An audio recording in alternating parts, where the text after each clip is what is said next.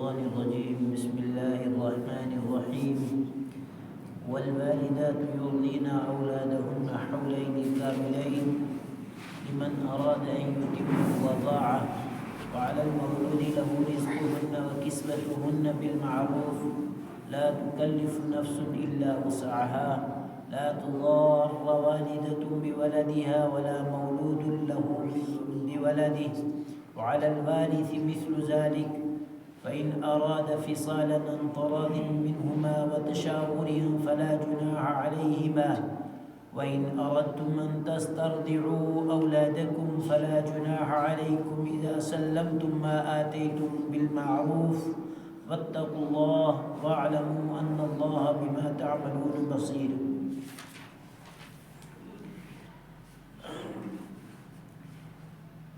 اس آیت مبارکہ تک طلاق کے مسائل کو بیان کیا گیا ہے اور قرآن کریم نے طلاق کے تمام اجزاء کو تمام جزوں کو تفصیل کے ساتھ بیان کیا ہے اور طلاق کی نوعیت، طلاق کی کیفیت اور طلاق کے جواز کو اور اس کے اثر کے تمام احکامات کو بیان کرنے کے بعد ایک اہم اور ضروری احکامات میں سے ایک ضروری حکم تھا، اب اس کی طرف قرآن کریم نے توجہ دلائی ہے اور یہ احکامات جس طرح بتایا گیا تھا کہ حقوق اللہ اور حقوق العباد دو طرح کے حقوق ہیں، تو طلاق، نکاح یہ حقوق العباد میں سے ہے، تو اب جو آگے جن چیزوں کے متعلق بات ہو رہی ہے وہ اولاد کی پرورش سے متعلق بہت سارے حقوق کو قرآن کریم نے بتایا ہے اور پھر اس کے ساتھ ہی متصلاً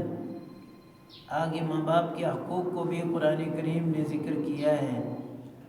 تو یہ بھی حقوق العباد میں سے تھا اور اہم جز تھا، تو اس کو قرآن کریم نے مزید وضاحت کے ساتھ بیان کرنے کی کوشش کی ہے۔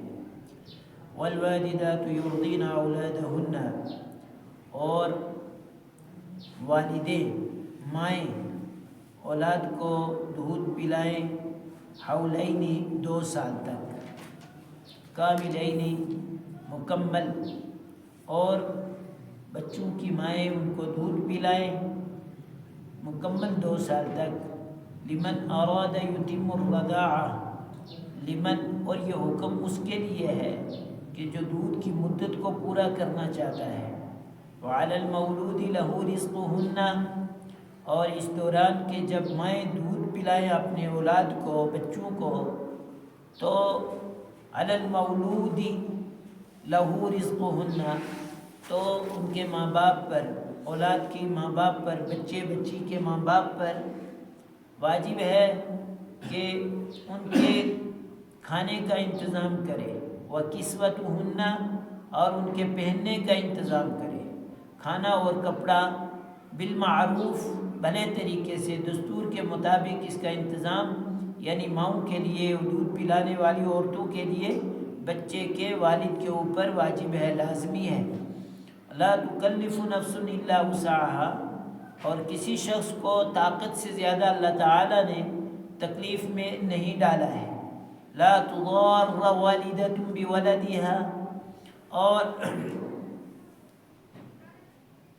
نہ نقصان پہنچایا جائے، ولا تضار والدة بولدها، بچے کی ماں کو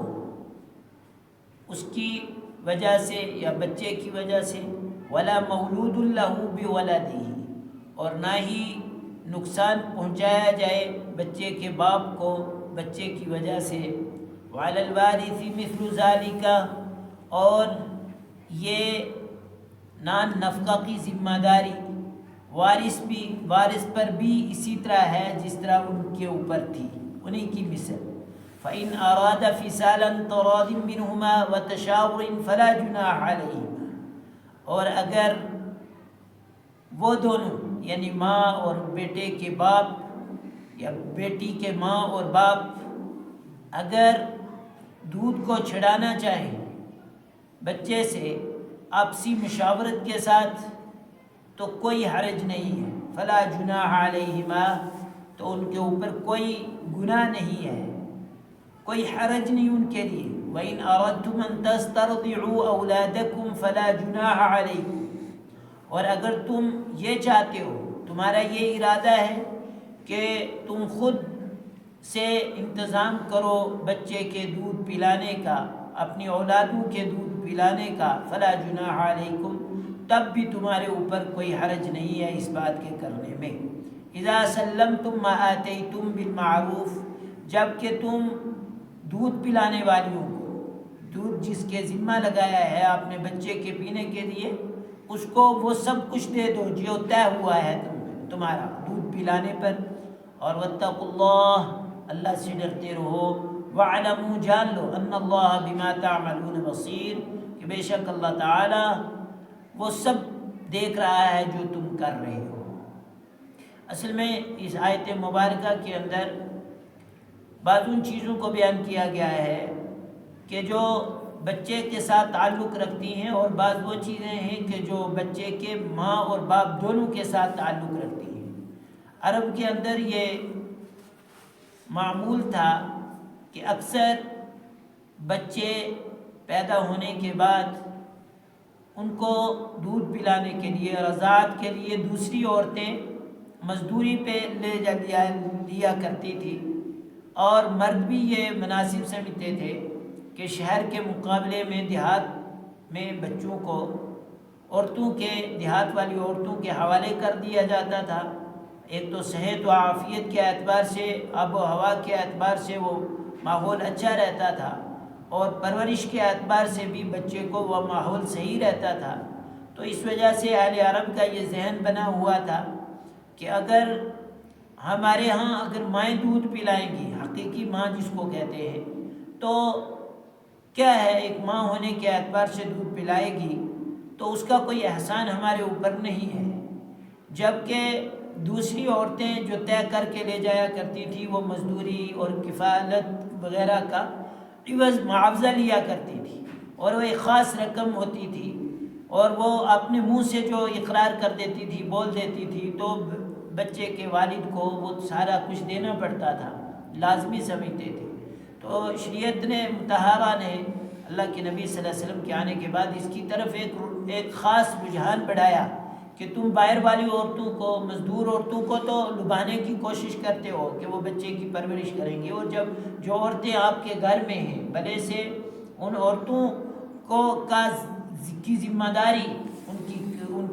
کا نفقہ، ان کا کھانا پینا، یہ سب کچھ، اور پہننا، یہ سب تمہارے ذمے ہے، لیکن جب اگر ان کو انکار کر دیں تمہارے بچے کو دودھ پلانے سے تو آپ اس کے اوپر زبردستی نہیں کر سکتے ہو، اور اگر وہ پلانا چاہیں اور اس پر تم سے کوئی معاوضہ طلب کرنا چاہیں تو بھلے طریقے سے تم ان کو معاوضہ دو، بجائے اس کے کہ باہر والی عورتیں لے جائیں گی، وہ معاوضہ بھی لیں گی اور احسان بھی تمہارے اوپر ساری زندگی رہے گا۔ اس کے بالمقابل اگر ماں یہ تمہارے بچے کو دودھ پلانا چاہتی ہے تو اس سے دودھ پلاؤ، ایک تو بہتر بھی، صحت کے اعتبار سے بچے کے لیے زیادہ مناسب بھی وہی ہے، اور اس کے بعد جو ماں کو اگر کچھ زیادہ دے دو گے، کچھ عوض اچھا دے دو گے تو بھی چلے گا، نہیں دو گے اور آپس میں تم دونوں اس پر راضی ہو جائے کہ کوئی بات نہیں، جو معمول کے مطابق گھر میں چل رہا ہے وہی چلتا رہے، تو بھی کوئی حرج نہیں ہے۔ انشاءاللہ رضاعت کے مزید مسائل آئیں گے، ان کو آئندہ ذکر کیا جائے گا۔ سبحان اللہ و بحمدہ، سبحان اللہ و بحمدہ۔